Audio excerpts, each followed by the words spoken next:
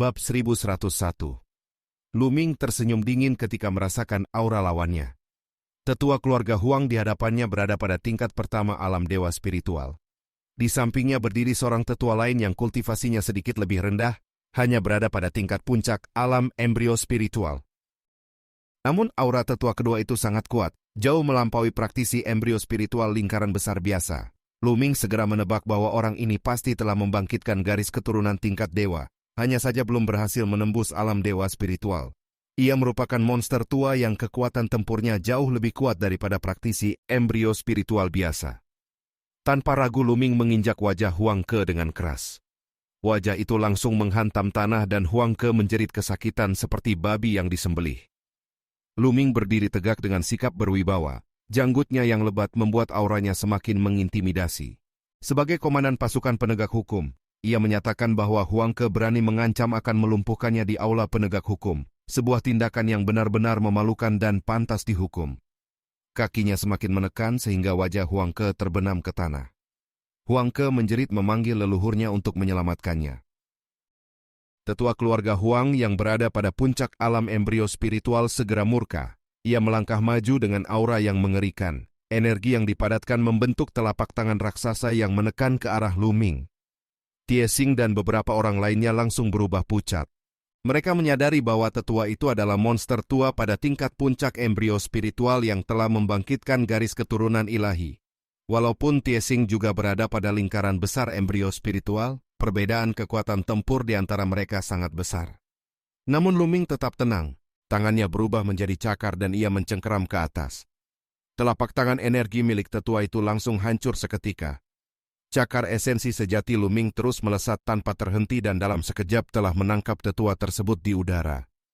Tetua itu terkejut dan segera memanggil garis keturunan tingkat dewa miliknya.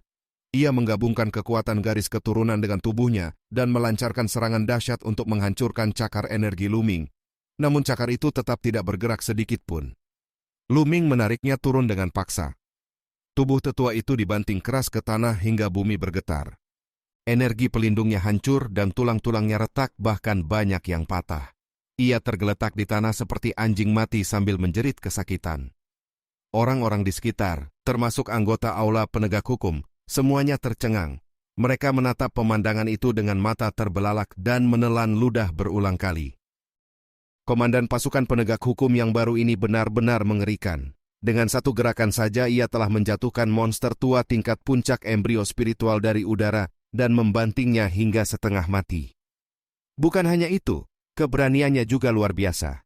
Ia tidak hanya melumpuhkan Huang Ke, tetapi juga memukuli tetua keluarga Huang. Semua orang tahu bahwa berikutnya ia pasti akan menghadapi kemarahan seorang ahli alam dewa spiritual.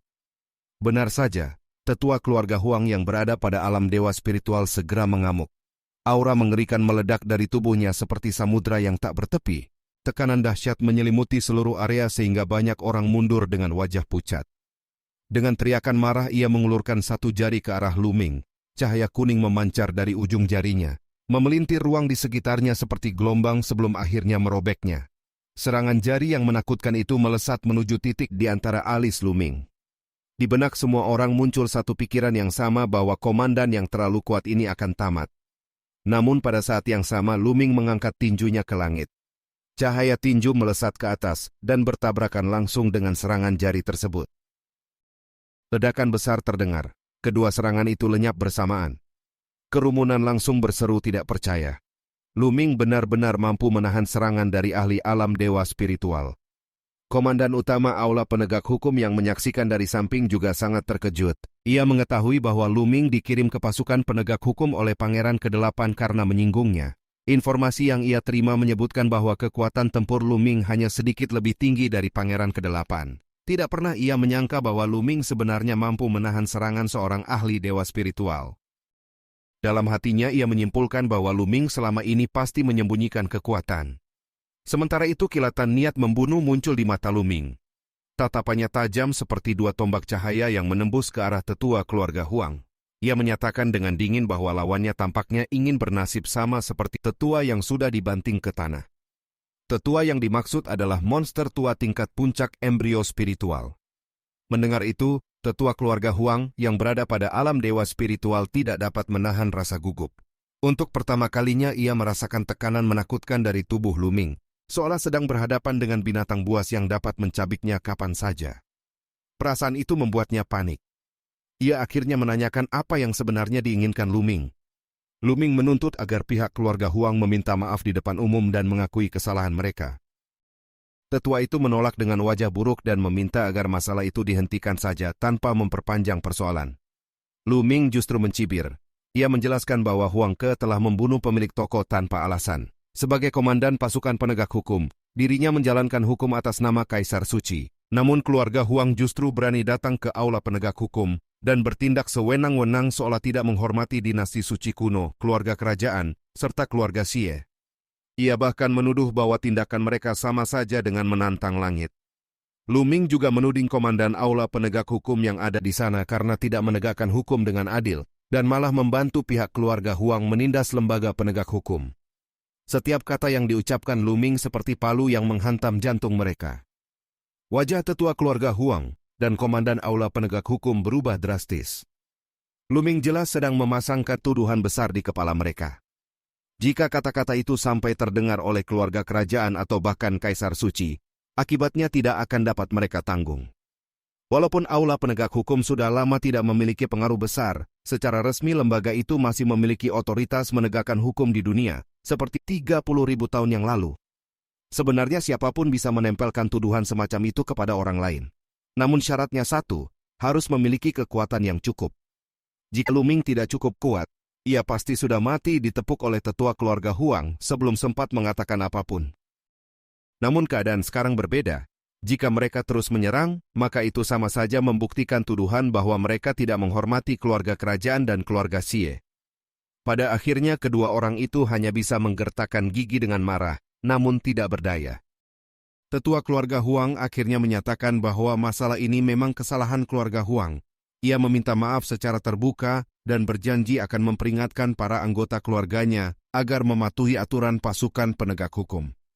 Setelah itu ia memaksa Huang Ke untuk ikut meminta maaf. Walaupun penuh keengganan, Huang Ke akhirnya tidak memiliki pilihan selain menundukkan kepala dan mengakui kesalahannya di hadapan semua orang. Bab 1102.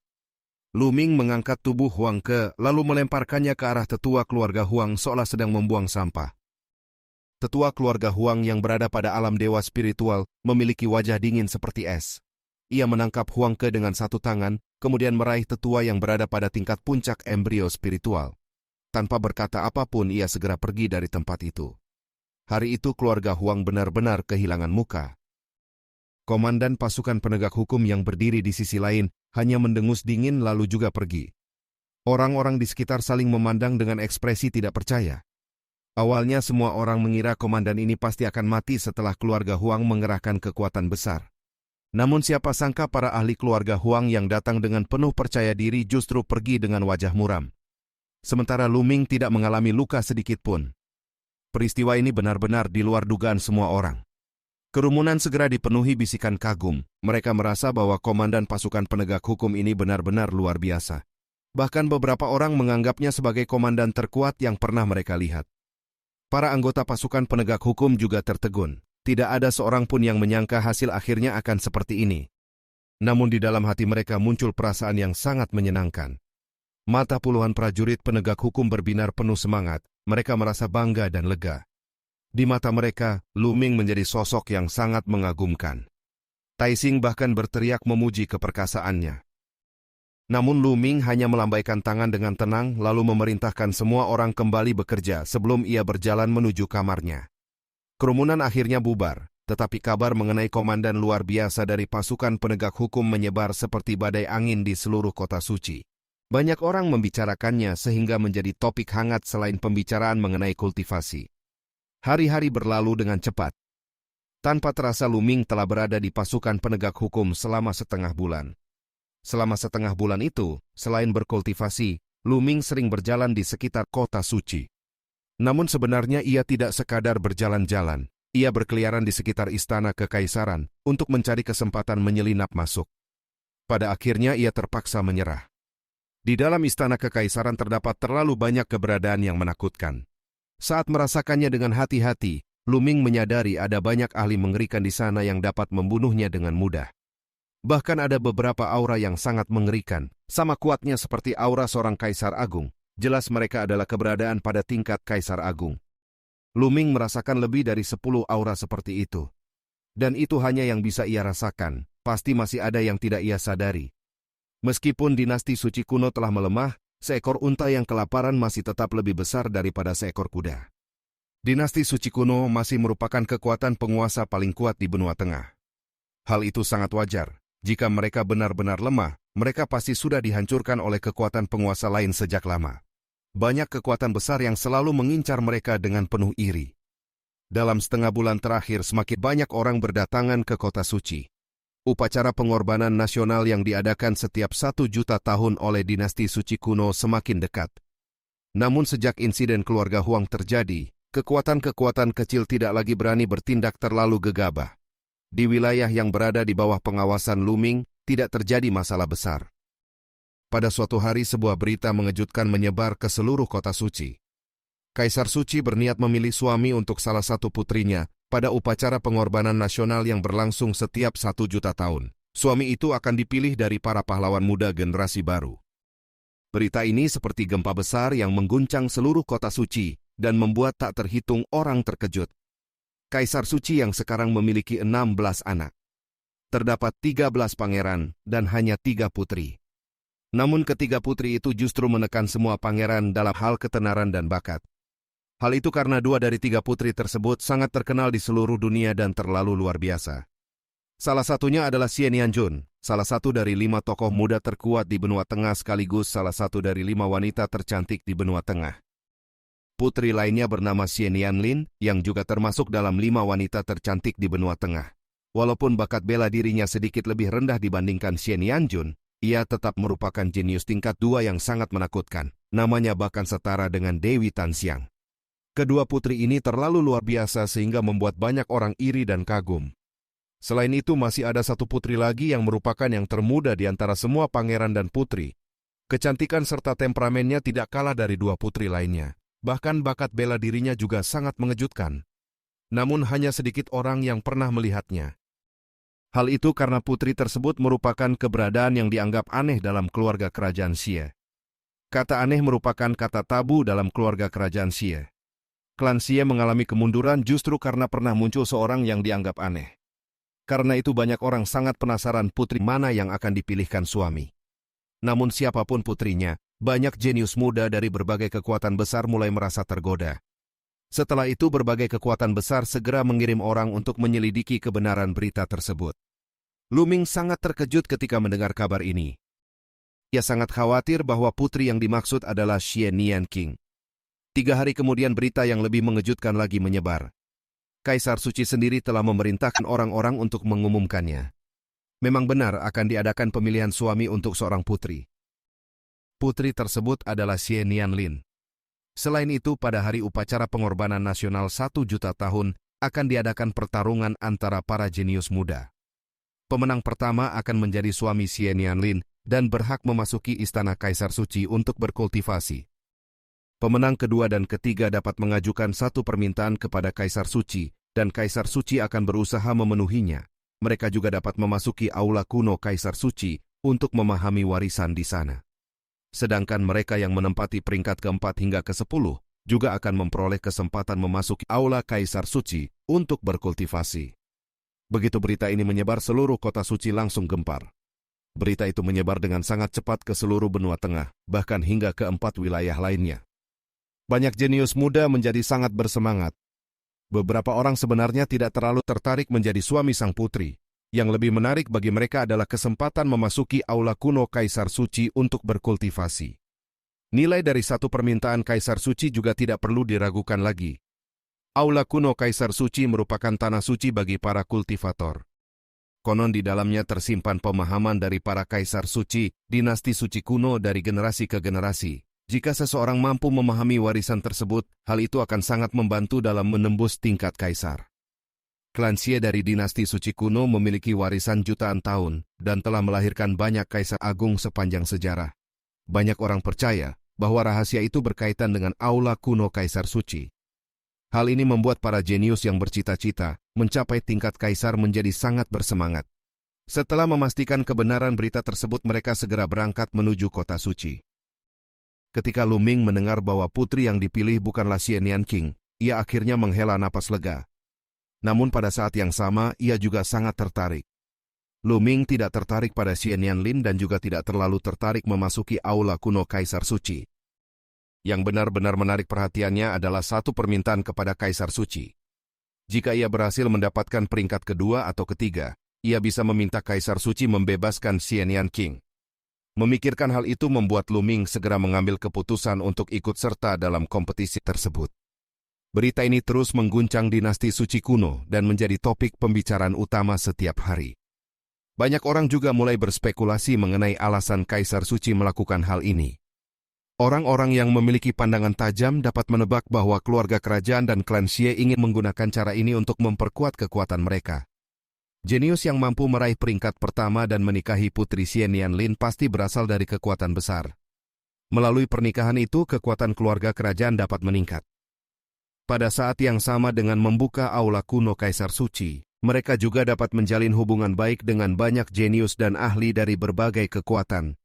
Hal ini menunjukkan bahwa keluarga Xie dari dinasti suci kuno memang telah melemah, sehingga harus menggunakan cara seperti ini untuk memperkuat posisi mereka.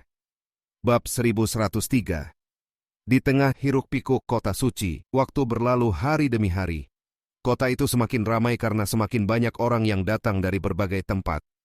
Namun kehidupan Lu Ming tetap seperti biasa. Selain berkultivasi, ia juga sering membawa bawahannya berjalan mengelilingi kota suci. Suatu hari mereka tiba di bagian timur laut kota suci dan berhenti di depan sebuah rumah besar yang tampak sangat aneh. Rumah besar itu tampak sangat tua namun megah. Ukurannya luas, tetapi jelas tidak berpenghuni. Di sekelilingnya terdapat banyak formasi batu yang menutupinya rapat. Pemandangan seperti itu sangat jarang ditemukan di kota suci. Lu Ming merasa heran melihatnya. Sun Lin yang berada di sampingnya tiba-tiba menunjukkan ekspresi serius. Ia segera menurunkan suaranya seolah sedang membicarakan sesuatu yang tabu. Ia menjelaskan bahwa rumah besar itu adalah tempat terlarang. Lu Ming semakin penasaran lalu meminta Sun Lin menjelaskan alasannya. Sun Lin tampak ragu sejenak sebelum akhirnya mengirimkan penjelasan melalui transmisi suara.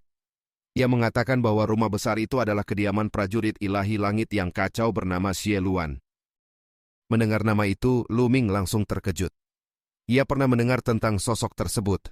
Xie Luan adalah prajurit ilahi langit yang kacau yang pernah menyebabkan kekacauan besar dalam dinasti suci kuno sekitar 30.000 tahun yang lalu. Sun Lin membenarkan bahwa rumah besar itu memang milik orang tersebut.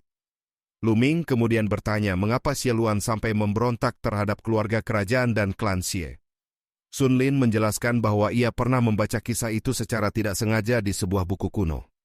Menurut catatan tersebut, Xie Luan adalah seorang anomali dalam keluarga kerajaan Xie. Keluarga kerajaan Xie memiliki garis keturunan bangsawan yang biasanya murni dan suci. Namun dalam keadaan yang sangat jarang, seseorang bisa membangkitkan garis keturunan yang sepenuhnya berbeda, dan bahkan berlawanan dengan garis keturunan kerajaan.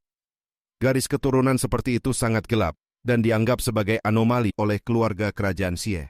Orang yang memilikinya akan dipandang rendah, dan sering menjadi bahan ejekan. Ketika Xie Luan masih muda, ia tumbuh di tengah ejekan, dan perundungan yang terus-menerus. Hal itu membuat hatinya dipenuhi kebencian terhadap keluarga kerajaan Xie. Namun bakat Xie Luan sangat luar biasa. Semakin banyak kekuatan garis keturunan yang ia bangkitkan, semakin menakutkan bakatnya. Ia akhirnya menjadi sosok yang tak tertandingi pada generasinya.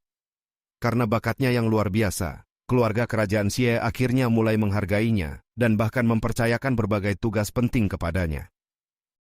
Kemudian Xie Luan berhasil menembus tingkat alam dewa spiritual.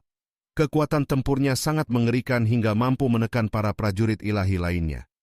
Pada saat itulah ia akhirnya meledakkan semua kebencian yang tersimpan selama bertahun-tahun. Ia memimpin bawahannya untuk memberontak melawan keluarga kerajaan dan klan Xie. Pertempuran besar pun pecah dan berlangsung sangat sengit hingga langit dan bumi seakan runtuh. Walaupun akhirnya Xie Luan berhasil ditekan, dinasti suci kuno menderita kerugian yang sangat besar dalam pertempuran tersebut. Banyak ahli tingkat dewa spiritual dan tokoh tertinggi yang gugur. Bahkan beberapa prajurit ilahi juga tewas. Sejak saat itu kekuatan dinasti suci kuno melemah drastis. Berbagai kekuatan besar lainnya memanfaatkan kesempatan tersebut untuk memisahkan diri hingga terbentuklah situasi dunia seperti sekarang. Setelah mendengar cerita itu, Lu Ming terdiam lama. Pengalaman Xie Luan terasa sangat mirip dengan pengalaman Xie Nianqing. Garis keturunan yang mereka bangkitkan sama-sama dianggap sebagai anomali oleh keluarga kerajaan Xie. Hanya karena perbedaan garis keturunan, seseorang diperlakukan seperti itu. Hal itu terasa sangat tidak masuk akal. Xie Luan memiliki bakat yang sangat luar biasa. Jika tidak ada orang yang mengejek dan merendahkannya sejak kecil, mungkin ia tidak akan memberontak setelah menjadi kuat. Jika pemberontakan itu tidak pernah terjadi, keluarga Xie dari dinasti suci kuno mungkin tidak akan mengalami kemunduran seperti sekarang. Sun Lin kemudian menambahkan bahwa putri ke-16 dari keluarga kerajaan saat ini juga membangkitkan garis keturunan anomali. Nasib orang dengan garis keturunan seperti itu menjadi semakin buruk setelah peristiwa yang melibatkan Xie Luan. Sebelum munculnya Xie Luan, jika seseorang dari keluarga kerajaan memiliki garis keturunan anomali tetapi menunjukkan bakat luar biasa, keluarga kerajaan masih akan membesarkannya. Namun setelah kejadian tersebut, setiap orang dengan garis keturunan anomali akan langsung ditekan. Semakin besar bakatnya, semakin keras penindasan yang akan diterimanya. Hal itu karena keluarga kerajaan takut akan munculnya sosok lain seperti Xie Luan. Mendengar semua ini, Lu Ming tidak dapat menahan diri untuk mengepalkan tangannya. Apapun yang terjadi, ia harus menyelamatkan Xie Nianqing. Tidak peduli seberapa sulit jalan yang harus ia tempuh. Setelah itu, Lu Ming meninggalkan tempat tersebut tanpa bertanya lebih jauh. Waktu terus berlalu. Tak lama kemudian tersisa setengah bulan lagi sebelum upacara pengorbanan nasional yang berlangsung setiap 1 juta tahun. Selama periode latihan ini kultivasi Lu Ming juga meningkat. Ia berhasil mencapai tahap tengah tingkat kedua alam dewa spiritual.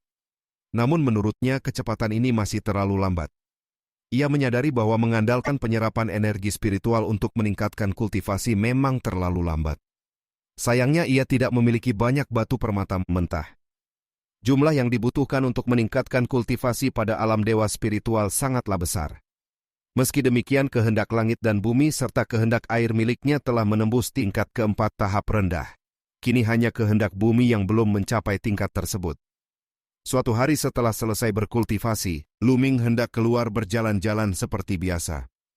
Namun seseorang datang melaporkan bahwa telah terjadi pembunuhan di jalan dan pertempuran masih berlangsung.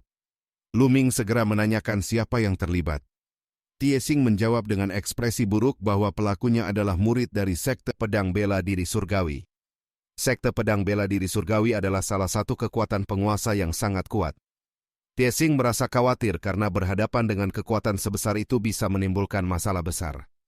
Namun Lu Ming tetap tenang dan menyatakan bahwa hukum tetap harus ditegakkan secara adil. Tie Xing mencoba mengingatkan bahwa pihak lawan adalah sekte pedang bela diri surgawi. Lu Ming menjawab dengan dingin bahwa tempat ini adalah kota suci, bukan wilayah sekte pedang bela diri surgawi. Setelah mengatakan itu, ia segera melangkah keluar dan memimpin pasukan penegak hukum menuju lokasi kejadian. Mereka terbang di udara dan dengan cepat tiba di luar sebuah restoran tempat keributan terjadi. Tempat itu sudah dipenuhi banyak orang yang menonton. Lu Ming berdiri di udara dan melihat ke bawah. Di jalan terlihat 2 orang tergeletak di tanah dengan darah mengalir di sekeliling mereka. Tenggorokan mereka telah ditebas oleh pedang dan mereka sudah lama tidak bernapas. Tidak jauh dari kedua mayat itu pertempuran masih berlangsung. 3 murid berjubah putih dari sekte pedang bela diri surgawi sedang menyerang 3 orang lainnya. 3 orang yang diserang terdiri dari seorang lelaki tua serta sepasang pemuda dan pemudi. Namun kekuatan mereka jelas tidak sebanding. Ketiga murid sekte pedang bela diri surgawi semuanya berada pada tingkat kelima alam embrio spiritual. Usia mereka masih muda dan termasuk generasi muda sekte tersebut. Memiliki kultivasi seperti itu pada usia muda menunjukkan bahwa mereka adalah jenius terkemuka dari sekte pedang bela diri surgawi. Sementara itu lelaki tua yang mereka lawan memiliki kultivasi tingkat ke-7 alam embrio spiritual. Namun 2 orang muda yang bersamanya hanya berada pada tingkat pertama atau kedua alam embrio spiritual, sehingga perbedaan kekuatan mereka sangat besar. Walaupun lelaki tua itu memiliki kultivasi lebih tinggi, 3 murid sekte pedang bela diri surgawi merupakan jenius luar biasa, yang mampu bertarung melampaui tingkat mereka. Akibatnya lelaki tua itu benar-benar tertekan dan hampir tidak mampu melawan. Salah satu murid sekte pedang bela diri surgawi bahkan menunjukkan sikap menghina karena pihak lawan berani membicarakan sekte mereka di belakang. Sementara itu, gadis muda yang bersama lelaki tua itu tetap keras kepala. Ia menyatakan bahwa sekte pedang bela diri surgawi terlalu arogan, hingga bahkan tidak mengizinkan orang lain membicarakan mereka. Ia juga menyebutkan bahwa Wu Chengkong dan beberapa orang lainnya pernah dibunuh oleh Lu Shaoqing di alam rahasia Istana Suci Akademi Tianxia, dan hal itu sudah diketahui oleh seluruh dunia. Ucapan itu membuat suasana semakin tegang, seolah pertempuran akan berubah menjadi lebih kejam lagi. Bab 1104. Mata Lu Ming berkilat tajam. Dari percakapan singkat yang terjadi, ia dengan mudah menebak apa yang sebenarnya telah terjadi. Kemungkinan besar gadis muda itu bersama orang-orangnya sedang membicarakan peristiwa yang terjadi di Akademi Tianxia dan alam rahasia Istana Suci. Di dalam alam rahasia Istana Suci, dua jenius terkuat generasi sebelumnya dari sekte pedang bela diri surgawi pernah dibunuh oleh Lu Ming. Selain itu, dua jenius terkuat generasi sekarang juga pernah dikalahkan olehnya. Mereka hanya berhasil selamat karena memiliki jimat penyelamat nyawa. Peristiwa itu telah menyebar luas dan nama Lu Shaoqing mengguncang seluruh benua tengah. Gadis muda itu pasti sedang membicarakan masalah tersebut. Ketika murid-murid sekte pedang bela diri surgawi mendengarnya, tentu saja mereka tidak bisa menahannya. Para murid sekte pedang bela diri surgawi berteriak marah. Mereka menuduh bahwa tidak ada yang tahu metode licik apa yang digunakan Lu Shaoqing untuk melukai para senior sekte mereka. Mereka menuduh gadis itu menyebarkan omong kosong dan mengancam akan membunuhnya. Serangan mereka menjadi semakin ganas. Pada saat itu Lu Ming melangkah di udara dan berteriak keras agar mereka berhenti karena pasukan penegak hukum telah tiba. Ketiga murid sekte pedang bela diri surgawi menoleh ke arahnya. Tatapan mereka penuh penghinaan. Salah satu dari mereka dengan dingin menyatakan bahwa urusan ini ditangani oleh sekte pedang bela diri surgawi, dan orang-orang yang tidak berkepentingan sebaiknya pergi. Nada suaranya sangat arogan. Mereka sama sekali tidak menaruh pasukan penegak hukum di mata mereka.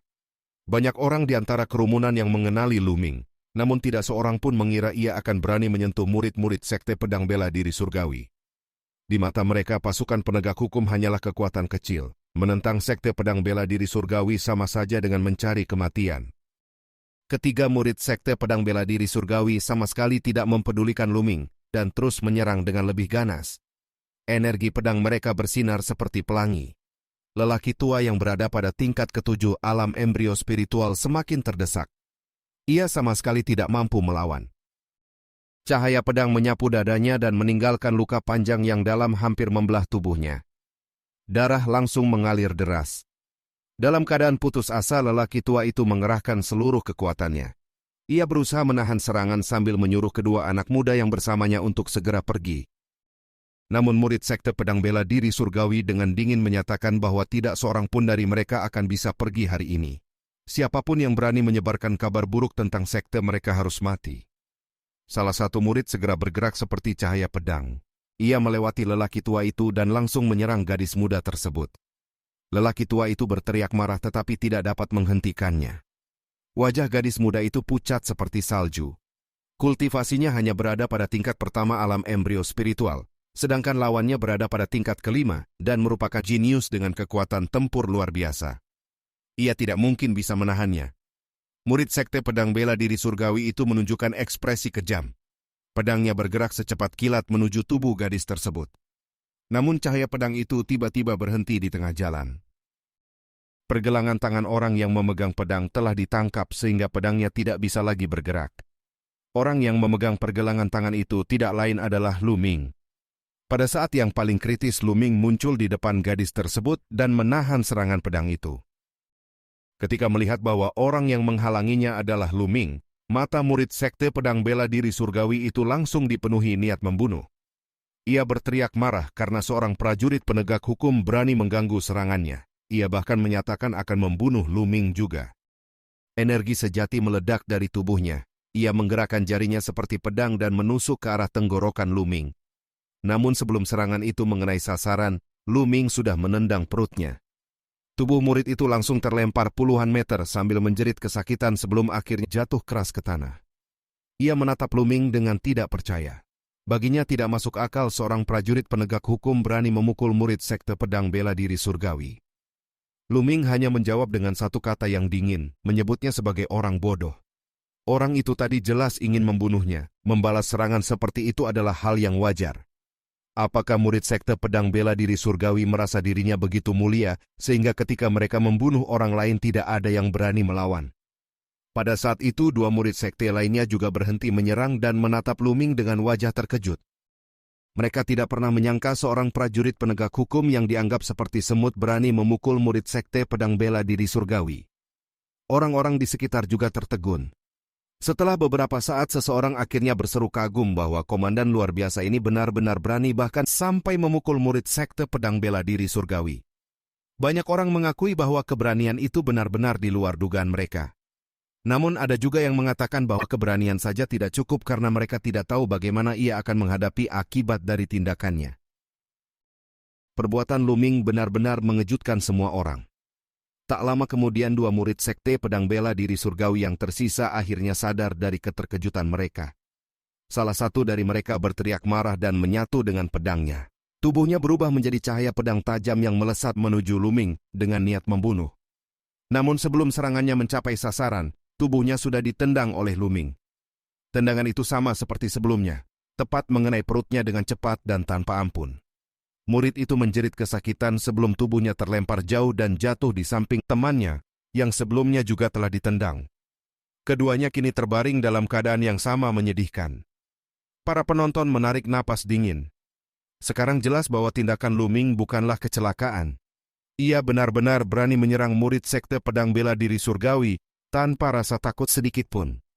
Di antara kerumunan para prajurit penegak hukum yang datang bersama Lu Ming mulai berkeringat dingin. Mereka merasa masalah besar telah terjadi.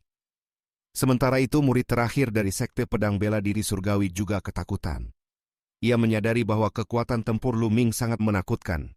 Dengan gerakan sederhana saja ia sudah menumbangkan dua orang dengan kekuatan yang setara dengannya. Ia bahkan tidak berani bergerak lagi. Dengan wajah penuh kebencian, ia mengancam bahwa Lu Ming telah berani menyerang jenius sekte pedang bela diri surgawi. Ia mengatakan bahwa Lu Ming pasti akan mati. Bukan hanya Lu Ming, bahkan pasukan penegak hukum di belakangnya serta seluruh keluarganya akan dimusnahkan. Setelah mengucapkan ancaman itu, ia berbalik untuk pergi. Namun suara tenang Lu Ming menghentikannya. Lu Ming menanyakan apakah ia pernah memberi izin orang itu untuk pergi. Murid sekte pedang bela diri surgawi itu tertegun lalu menatap Lu Ming dengan kaget. Ia tidak mengerti apa yang dimaksud Lu Ming. Lu Ming dengan dingin menyatakan bahwa orang itu telah membunuh seseorang di wilayah yang berada di bawah pengawasannya. Tidak mungkin ia dibiarkan pergi begitu saja. Ia bertanya, apakah orang itu menganggap pasukan penegak hukum tidak ada? Sambil berkata demikian, Lu Ming melangkah maju. Murid sekte pedang bela diri surgawi itu mulai panik. Ia berteriak memperingatkan bahwa Lu Ming sudah pasti akan mati. Namun ketika melihat Lu Ming terus mendekat, tubuhnya gemetar ketakutan hingga kata-katanya menjadi tidak jelas. Tanpa banyak bicara lagi, Lu Ming langsung mengangkat kakinya dan menendangnya dengan keras. Bab 1105. Tendangan Lu Ming melesat secepat kilat. Sebelum murid sekte pedang bela diri surgawi itu sempat bereaksi, kakinya sudah menghantam perutnya dengan keras. Tubuh murid itu langsung terlempar sambil menjerit kesakitan, lalu jatuh menumpuk bersama dua temannya yang sebelumnya sudah terkapar di tanah. Ketiganya tergeletak dengan posisi menyedihkan seperti anjing yang jatuh ke kotoran. Salah satu dari mereka menjerit marah dan mengancam Lu Ming. Ia mengatakan bahwa para tetua sekte pedang bela diri surgawi, termasuk Wu Chengkong dan Wu Chang, sedang berada di kota suci dan tidak jauh dari tempat itu. Ia bersumpah kabar ini akan segera sampai kepada mereka dan Lu Ming pasti akan mati. Lu Ming melangkah maju dengan tenang lalu menginjak wajah murid itu sehingga wajahnya bergesekan dengan tanah. Dengan suara dingin Lu Ming menyatakan bahwa Wu Chengkong dan Wu Chang pernah dipukuli oleh Lu Shaoqing di alam rahasia Istana Suci. Jika bukan karena jimat penyelamat nyawa, mereka sudah lama mati. Lu Ming menyatakan bahwa ia akan menunggu kedua orang itu datang. Jika Lu Shaoqing bisa mengalahkan mereka, maka ia juga bisa melakukannya. Ucapan itu langsung membuat seluruh kerumunan tercengang. Banyak orang merasa komandan pasukan penegak hukum ini benar-benar luar biasa berani. Ia bahkan berani menunggu Wu Chengkong dan Wu Chang datang untuk bertarung. Namun sebagian besar orang tidak percaya bahwa Lu Ming bisa melakukan hal yang sama seperti Lu Shaoqing. Lu Shaoqing adalah jenius tak tertandingi yang berada pada tingkat yang sama dengan 5 tokoh besar di benua tengah. Bagaimana mungkin seorang komandan pasukan penegak hukum dapat dibandingkan dengannya? Meski begitu, keberanian Lu Ming tetap membuat semua orang kagum. Ia berdiri dengan tenang di tempat itu sambil menginjak murid sekte pedang bela diri surgawi dan menunggu kedatangan lawannya. Dua murid lainnya yang tergeletak di tanah tidak berani berbicara lagi karena takut diinjak seperti temannya. Namun kebencian mereka terhadap Lu Ming sangat dalam dan mereka berharap bisa mencabik-cabiknya menjadi beberapa bagian. Tising dan para prajurit penegak hukum lainnya mulai berkeringat dingin.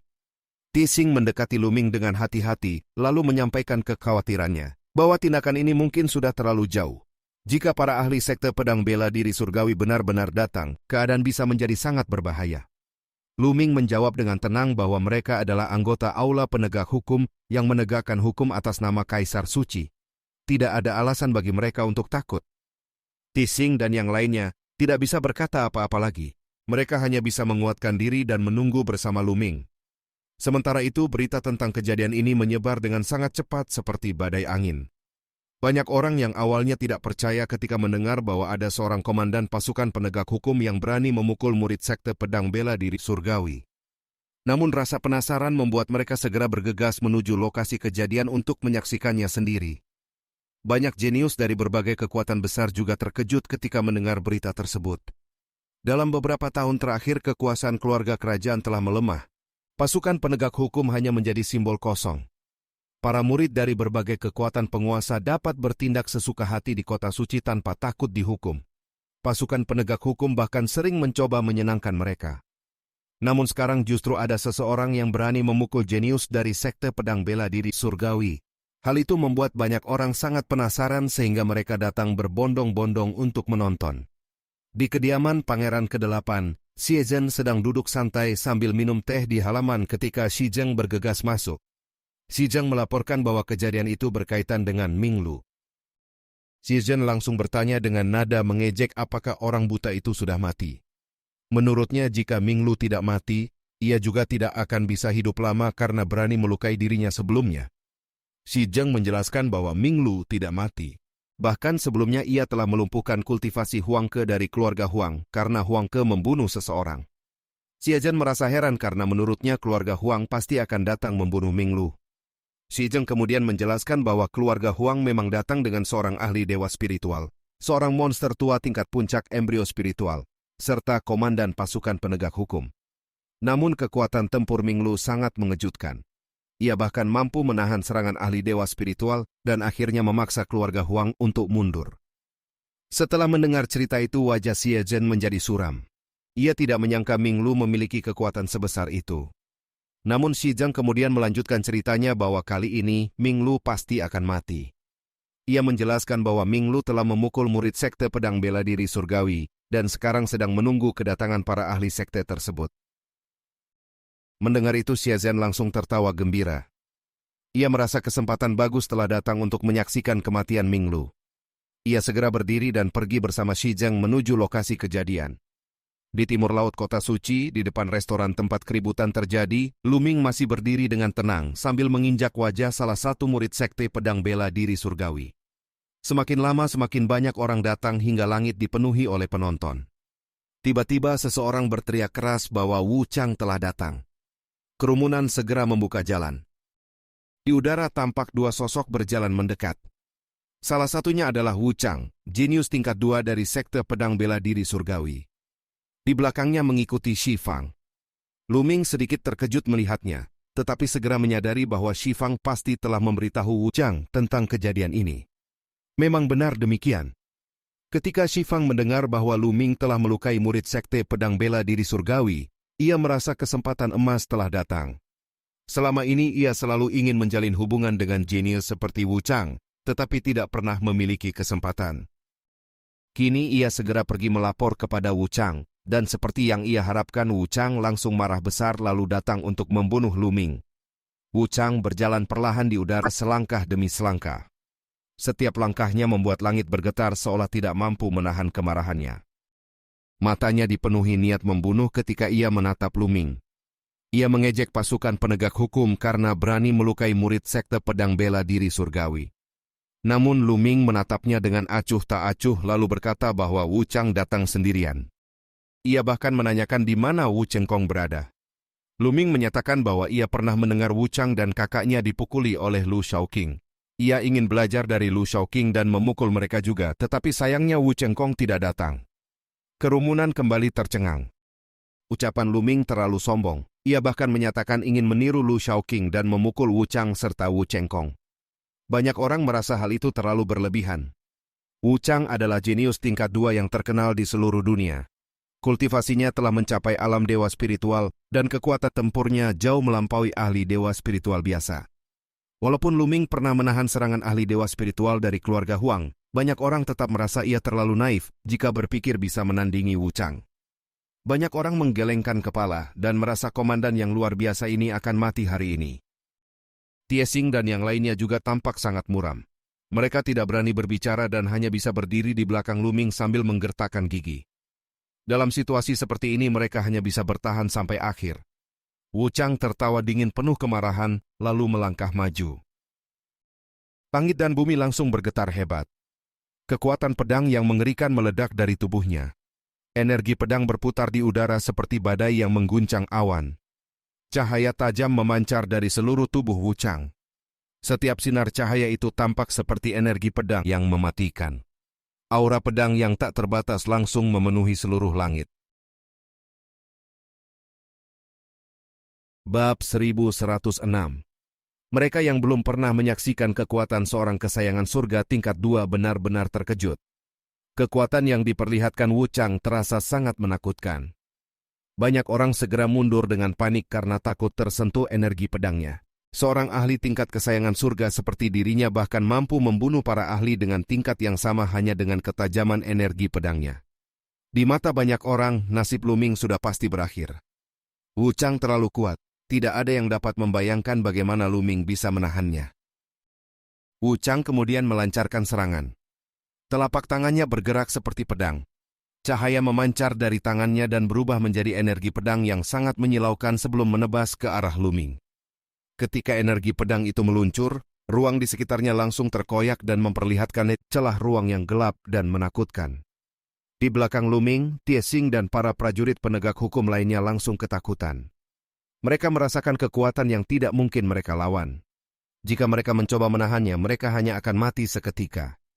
Mereka berteriak dan berusaha mundur, namun tubuh mereka tiba-tiba tertekan oleh aura pedang yang mengerikan sehingga mereka tidak dapat bergerak sama sekali. Dalam hati mereka muncul keputusasaan. Mereka merasa bahwa semuanya telah berakhir, dan mereka akan mati bersama komandan yang dianggap tidak dapat diandalkan itu. Namun pada saat yang genting itu, sebuah tombak panjang tiba-tiba muncul di tangan Lu Ming. Tombak itu bergetar hebat dan mengeluarkan dengungan kuat hingga ruang di sekitarnya ikut bergetar. Pada saat yang sama Tie Xing dan yang lainnya merasakan tekanan energi pedang yang menyelimuti mereka tiba-tiba menghilang. Mereka kembali dapat bergerak bebas. Lu Ming kemudian mengayunkan tombaknya. Gerakan itu terlihat sederhana, seperti tombak yang menyapu permukaan air. Namun setiap bagian ruang yang dilalui tombak tersebut menimbulkan riak-riak aneh. Riak itu berkumpul pada ujung tombak seolah menyatu dengan kekuatannya. Kemudian tombak itu bertabrakan dengan energi pedang milik Wu Chang. Hanya terdengar suara benturan ringan sebelum energi pedang Wu Chang langsung hancur berkeping-keping. Pemandangan itu membuat Tie Xing dan yang lainnya terkejut. Para penonton di sekitar juga tercengang. Komandan pasukan penegak hukum itu benar-benar mampu menahan serangan Wu Chang. Tidak seorang pun mengira seorang komandan pasukan penegak hukum bisa memiliki kekuatan seperti itu. Wu Chang sendiri juga terkejut. Ia sama sekali tidak menyangka bahwa seorang prajurit penegak hukum mampu menahan serangannya. Walaupun ia belum menggunakan seluruh kekuatannya, hal itu tetap membuatnya merasa dipermalukan. Sebagai seorang kesayangan surga tingkat 2 yang namanya terkenal di seluruh benua tengah, dan hanya berada di bawah 5 jenius terkuat, ia seharusnya tidak kesulitan mengalahkan seorang komandan pasukan penegak hukum. Perasaan malu itu segera berubah menjadi niat membunuh yang semakin kuat. Wu Chang melepaskan serangan kedua. Energi sejati di tubuhnya meledak dan berubah menjadi energi pedang yang jauh lebih kuat dari sebelumnya, sebelum menebas ke arah Lu Ming. Namun Lu Ming tetap mengayunkan tombaknya dengan santai. Energi pedang itu kembali hancur tanpa mampu menahannya sedikit pun. Lu Ming memandang Wu Chang dengan sudut matanya dengan sikap meremehkan. Ucapan dan sikap itu membuat kemarahan Wu Chang meledak. Ia segera menghunus pedangnya. Cahaya pedang yang memancar dari pedang itu tampak seolah mampu membelah langit dan bumi. Wu Chang kemudian menyerang dengan kekuatan penuh. Ketika pedangnya ditebaskan, ruang di sekitarnya kembali pecah. Melihat kekuatan itu, banyak orang kembali mundur dengan panik karena takut terlibat dalam pertempuran. Sementara itu Lu Ming memegang tombaknya dengan satu tangan. Tombak di tangannya tiba-tiba membesar hingga mencapai panjang yang luar biasa, lalu menyapu ke depan dengan kekuatan yang menakutkan. Benturan keras terjadi. Energi pedang Wu Chang kembali hancur. Namun kali ini serangan Lu Ming tidak berhenti. Tombak raksasa itu terus menekan ke arah Wu Chang dengan kekuatan yang mengerikan. Wu Chang tidak dapat mempercayai apa yang terjadi. Ia telah menggunakan teknik bela diri tingkat dewa, namun masih tetap dikalahkan oleh serangan tombak Lu Ming. Yang membuatnya semakin terkejut adalah perasaan bahaya yang sangat kuat ketika tombak itu menekan ke arahnya. Ia tidak pernah menyangka seorang komandan pasukan penegak hukum yang dianggap tidak berarti bisa memiliki kekuatan seperti itu. Dalam keputusasaan ia mengaktifkan garis keturunan ilahinya. Kekuatan garis keturunan itu berubah menjadi pedang dengan energi pedang yang luar biasa kuat. Namun Lu Ming melangkah di udara dan mengubah arah tombaknya.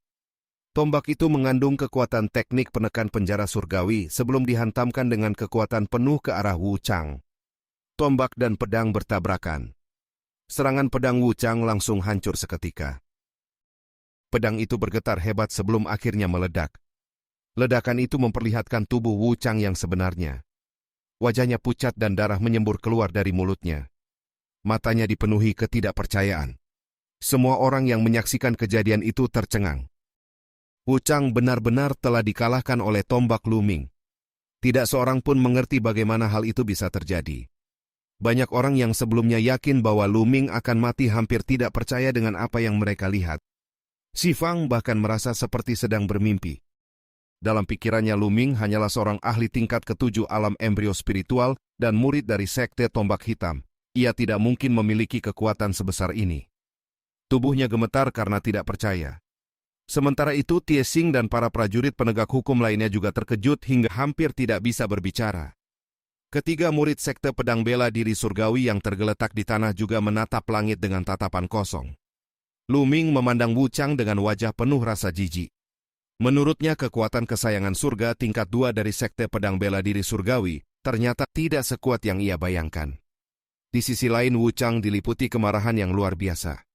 Sepanjang hidupnya ia selalu dikenal sebagai jenius yang sangat kuat. Di sekte pedang bela diri surgawi, hanya Wu Chengkong yang mampu mengalahkannya. Bahkan dalam pertempuran perebutan keberuntungan karma sebelumnya, ia tidak kalah terlalu jauh. Namun belum lama ini ia dibunuh oleh Lu Shaoqing di alam rahasia Istana Suci.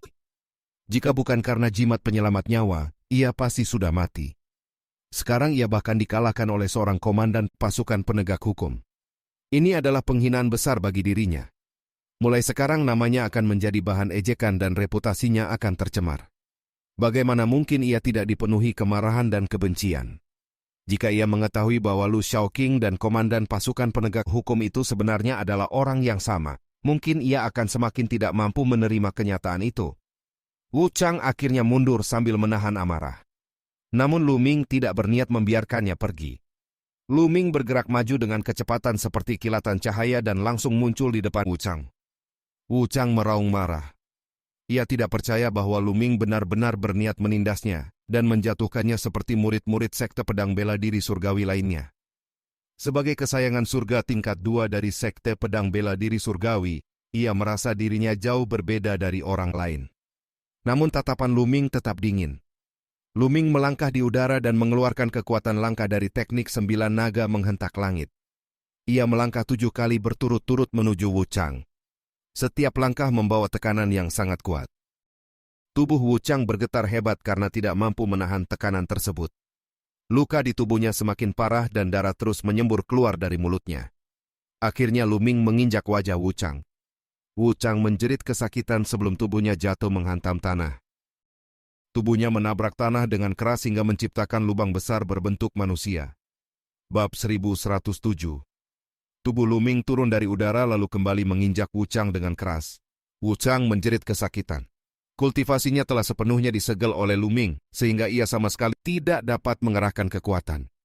Para penonton yang menyaksikan pemandangan itu tidak dapat menahan napas terkejut. Komandan pasukan penegak hukum itu benar-benar terlalu kejam. Ia bahkan berani menindas Wu Chang tanpa ragu sedikit pun. Lu Ming kemudian meraih tubuh Wu Chang dan melemparkannya ke samping 3 murid sekte pedang bela diri surgawi lainnya. Ketiga murid itu saling memandang lalu menatap Wu Chang yang kini tergeletak di samping mereka. Ekspresi di wajah mereka menjadi sangat aneh. Sebelumnya mereka merasa sangat terhina karena ditindas oleh Lu Ming dan dipaksa berbaring di tanah seperti anjing yang makan kotoran. Namun ketika melihat seorang kesayangan surga seperti Wu Chang juga terbaring dalam keadaan yang sama, perasaan mereka tiba-tiba menjadi jauh lebih baik. Jika bahkan seorang jenius seperti Wu Chang saja tidak berdaya di hadapan Lu Ming, maka wajar jika mereka mengalami nasib yang sama. Wu Chang mengeluarkan raungan seperti binatang buas yang terluka. Kemarahannya hampir meledak, terutama ketika melihat tatapan aneh dari orang-orang di sekitarnya. Dalam hatinya ia bahkan sempat berpikir untuk mati saja. Namun itu hanya sekadar pikiran sesaat. Masa depannya masih sangat cerah, dan ia tidak mungkin benar-benar memilih kematian. Pada saat itu pandangan Lu Ming beralih ke arah seseorang yang berada di langit tidak jauh dari sana. Orang itu adalah Shifang. Ketika melihat bahwa bahkan Wu Chang pun telah ditindas oleh Lu Ming, Shifang menjadi begitu ketakutan hingga hampir kehilangan kendali. Ia mencoba menyelinap pergi secara diam-diam. Namun gerakannya langsung terlihat oleh Lu Ming. Wajah Shifang menunjukkan senyum yang lebih buruk daripada menangis. Ia sangat ketakutan. Namun Lu Ming hanya mencibir. Ia menyatakan bahwa Shifang adalah anggota pengawal naga kekaisaran, tetapi justru membawa orang-orang dari sekte pedang bela diri surgawi untuk berurusan dengan aula penegakan hukum. Perbuatannya dianggap sebagai pengkhianatan yang bersekongkol dengan kekuatan luar. Setelah itu energi sejati di tubuh Lu Ming meledak. Tangannya terulur ke udara dan sebuah kekuatan tak terlihat langsung menyelimuti tubuh Shifang. Shifang terkejut dan mencoba mundur. Namun ia merasakan tekanan mengerikan yang membuat tubuhnya tidak dapat bergerak sama sekali. Detik berikutnya tubuhnya terseret turun ke tanah oleh kekuatan tersebut. Shifang menjerit ketakutan. Namun Lu Ming sudah mengangkat kakinya dan menginjak dantian Shifang. Tubuh Shifang langsung melengkung seperti udang besar. Jeritan menyedihkan keluar dari mulutnya. Embrio roh di dalam dantiannya telah dihancurkan oleh Lu Ming. Kultivasinya sepenuhnya lumpuh. Sebagai hukuman atas pengkhianatannya, Lu Ming memutuskan untuk melumpuhkan kultivasi Shifang. Setelah itu ia menendangnya dengan keras. Tubuh Shifang terlempar seperti bola dan berubah menjadi titik hitam di langit sebelum menghilang jauh di kejauhan. Tidak seorang pun tahu sejauh apa ia terbang dan apakah ia akan jatuh dan mati. Lu Ming kemudian menoleh kepada Tiesing dan para prajurit penegak hukum lainnya. Ia menyatakan bahwa hasil yang mereka peroleh hari ini cukup baik. Lu Ming memerintahkan mereka untuk membawa semua orang itu kembali ke aula penegakan hukum. Tiesing dan yang lainnya saling memandang dengan wajah yang sangat tidak enak. Mereka tidak pernah membayangkan akan membawa para murid sekte pedang bela diri surgawi kembali ke markas mereka. Namun Lu Ming menjelaskan bahwa hanya dengan membawa mereka kembali, mereka akan memiliki modal untuk bernegosiasi. Jika mereka melepaskan orang-orang itu begitu saja, sekte pedang bela diri surgawi pasti tidak akan membiarkan masalah ini berakhir. Setelah mengatakan itu, Lu Ming langsung mengangkat Wu Chang dan melangkah ke udara menuju aula penegakan hukum. Tiesing dan yang lainnya tidak memiliki pilihan selain membawa 3 murid sekte pedang bela diri surgawi lainnya dan mengikuti Lu Ming.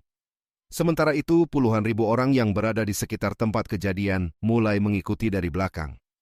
Mereka merasa bahwa sebuah tontonan besar akan segera terjadi. Banyak orang yakin bahwa para tetua sekte pedang bela diri surgawi pasti akan turun tangan. Semua orang ingin melihat bagaimana komandan pasukan penegak hukum itu akan menghadapi para ahli generasi tua dari sekte tersebut. Tidak lama setelah Lu Ming dan yang lainnya pergi, Xie Zhen dan Shi Zheng juga tiba di lokasi kejadian. Ketika mereka mengetahui bahwa Wu Chang telah dikalahkan dan ditindas oleh Lu Ming, keduanya langsung tercengang. Sebelumnya mereka yakin Wu Chang akan dengan mudah menghajar Lu Ming atau bahkan membunuhnya di tempat. Namun kenyataan justru berbanding terbalik. Shi Zhen segera menuju aula penegakan hukum bersama Shi Zheng untuk melihat kejadian itu secara langsung.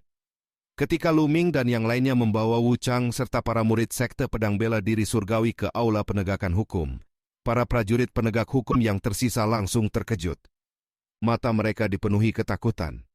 Luming benar-benar telah menindas murid-murid sekte pedang bela diri surgawi bahkan termasuk Wu Chang. Perbuatan itu sama saja dengan menantang langit. Mereka tidak tahu bagaimana mereka akan menghadapi kemarahan para tetua sekte pedang bela diri surgawi nantinya. Namun Luming tetap tenang. Ia menyatakan bahwa mereka adalah pasukan penegak hukum yang menegakkan hukum atas nama Kaisar Suci. Tidak ada alasan bagi mereka untuk takut. Luming kemudian memberikan beberapa perintah kepada Tiesing dan yang lainnya. Setelah itu ia melemparkan Wu Chang dan para murid sekte pedang bela diri surgawi ke tanah dalam satu barisan. Luming mengeluarkan sebuah kursi berlengan lalu duduk dengan santai sambil memejamkan mata. Para penonton yang berkumpul di sekitar aula penegakan hukum saling memandang. Mereka merasa komandan pasukan penegak hukum ini benar-benar terlalu berani. Dalam situasi seperti ini, ia bahkan masih bisa duduk santai dengan mata tertutup. Langit di atas aula penegakan hukum segera dipenuhi oleh manusia. Semakin banyak orang datang dari berbagai tempat untuk menyaksikan kejadian besar ini. Masalah kali ini berbeda dengan sebelumnya. Kali ini yang ditantang adalah sekte pedang bela diri surgawi, dan bahkan seorang kesayangan surga tingkat 2 telah ditindas. Kejadian ini benar-benar mengguncang seluruh kota suci. Xi Zhen dan Xi Cheng juga telah tiba. Selain mereka, beberapa kesayangan surga tingkat 2 dari berbagai kekuatan besar juga datang untuk menyaksikan. Di antara mereka terdapat Jing Kongling, Kong Xin, serta Dewi Tanxiang. Selain itu ada juga Sui Luozi, Yin Bupo, dan beberapa tokoh kuat lainnya. Setidaknya terdapat 7 hingga 8 jenius besar yang hadir. Para elit tersebut terkejut ketika melihat Luming duduk dengan santai di kursinya sambil memejamkan mata. Wu Chang sama terkenalnya dengan mereka. Namun seorang komandan pasukan penegak hukum yang tampak biasa saja justru mampu menindasnya. Hal ini benar-benar mengejutkan mereka. Beberapa orang bahkan mulai berpikir bahwa keluarga kerajaan dari dinasti suci kuno masih sangat kuat. Bahkan seorang komandan pasukan penegak hukum saja memiliki kekuatan seperti itu. Tiba-tiba tekanan yang sangat mengerikan turun dari langit. Semua orang merasa seolah sebuah gunung raksasa menekan tubuh mereka. Energi kuat bergetar di udara disertai suara gemuruh yang menakutkan. Kerumunan orang segera membuka jalan secara naluriah. 3 orang tua berjalan di udara dengan wajah muram. Ketiga tetua itu mengenakan jubah putih dan membawa pedang kuno di punggung mereka. Tubuh mereka dipenuhi energi pedang yang tak terbatas dan aura mereka sangat menakutkan. Hati semua orang bergetar. Para tetua sekte pedang bela diri surgawi akhirnya datang. Pada saat yang sama Luming membuka matanya dan memandang ke arah langit. 3 tokoh kuat dari sekte pedang bela diri surgawi itu berhenti di udara tepat di atas aula penegakan hukum. Ketika Wu Chang melihat kedatangan mereka, wajahnya langsung dipenuhi kegembiraan. Ia berteriak bahwa Luming sudah selesai dan pasti akan mati. Namun sebelum ia sempat berkata lebih banyak, Luming berdiri lalu kembali menginjak wajahnya. Wajah Wu Chang menghantam tanah dengan keras, hingga mulutnya penuh tanah. Ia meronta-ronta dengan marah hingga hampir meledak karena penghinaan itu. Para penonton merasa jantung mereka berdebar kencang. Luming benar-benar berani melakukan hal seperti itu di hadapan 3 tetua sekte pedang bela diri surgawi. Tatapan ketiga tetua itu menjadi setajam pedang ketika memandang Luming. Salah satu dari mereka memarahi Luming dengan suara penuh kemarahan. Tetua itu menanyakan apakah Luming mengetahui siapa orang yang telah ia tangkap. Namun Luming hanya mengerutkan bibir dengan sikap meremehkan. Ia menyatakan bahwa mereka hanyalah beberapa sampah dari sekte pedang bela diri surgawi. Menurutnya tidak ada yang istimewa dari membesarkan sekelompok sampah seperti itu. Luming tetap berdiri dengan tenang tanpa menunjukkan rasa takut sedikit pun terhadap para tetua sekte pedang bela diri surgawi. Bab 1108. Kemurkaan segera meledak di langit. 3 tetua dari sekte pedang bela diri surgawi berteriak penuh kemarahan.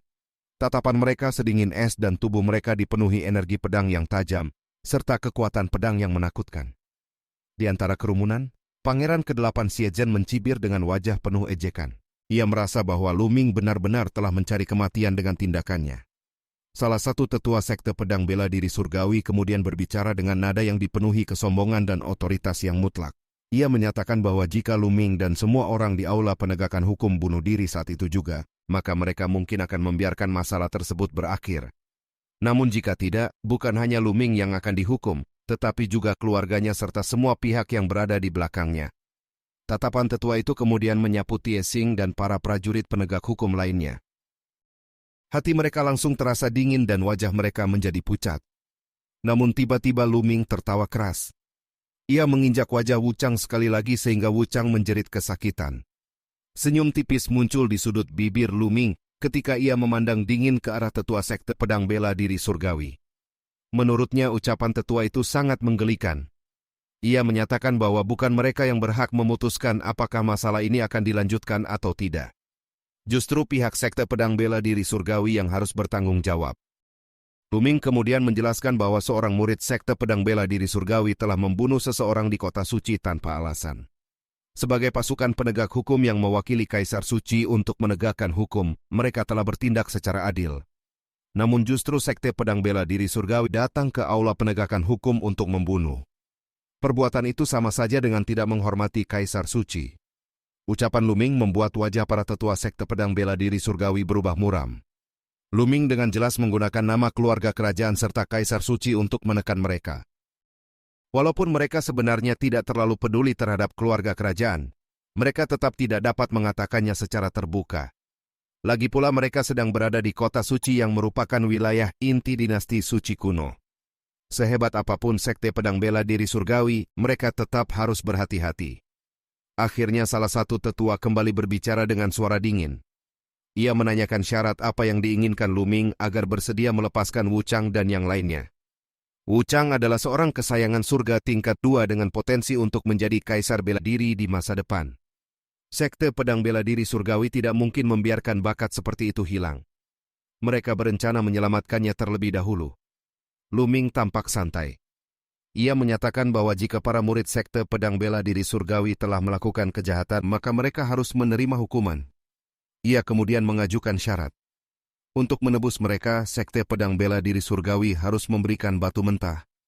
3 murid biasa masing-masing dihargai 500.000 batu mentah.